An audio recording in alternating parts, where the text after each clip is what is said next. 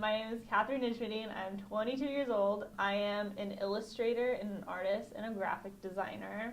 I'm in the Bachelor of Fine Arts program for graphic design at Fresno State. In my program, there's about less than 20 kids in it. And I mean, we all come from like different backgrounds.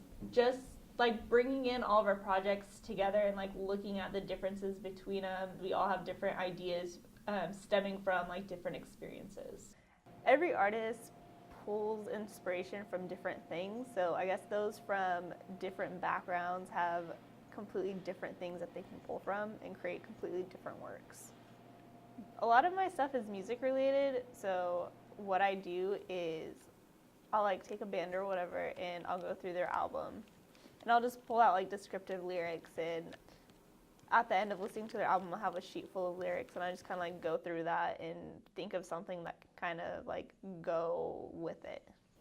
But I usually, I guess, like seclude myself into like little areas where it's just like me, whether it be like if I'm doing something digital on my iPad or doing something on my sketchbook. I'll just put myself in little corners. A lot of my art is floral based. In my culture, a lot of the artworks and I guess like decorations on everything was floral based. We always joke, like as Arabs, that you're not really Arab unless you have like a floral rug in your room. I think that probably played a huge part in me loving flowers in everything that I do. I do believe art is a huge way of expressing yourself. I'm taking a printmaking class. It's more of a hands-on type thing. You're illustrating your design onto your board, but then you take it a step further because you're not just scanning it into the computer and editing it in Photoshop. You're physically working with your hands and like cutting things away. I start by drawing out my design onto the piece of wood. And then we do this thing where we take acrylic paint and we put it on top of the wood to kind of stain the wood, just so when you're cutting away, you know what you've already cut away. So you're not constantly going over the same spot and missing spots and then not finding out until you put ink all over the board.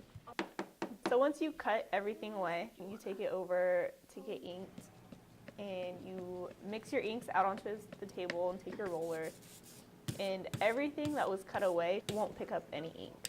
So everything that you left is what's going to get printed. And then you take it to the printing press and you roll it through.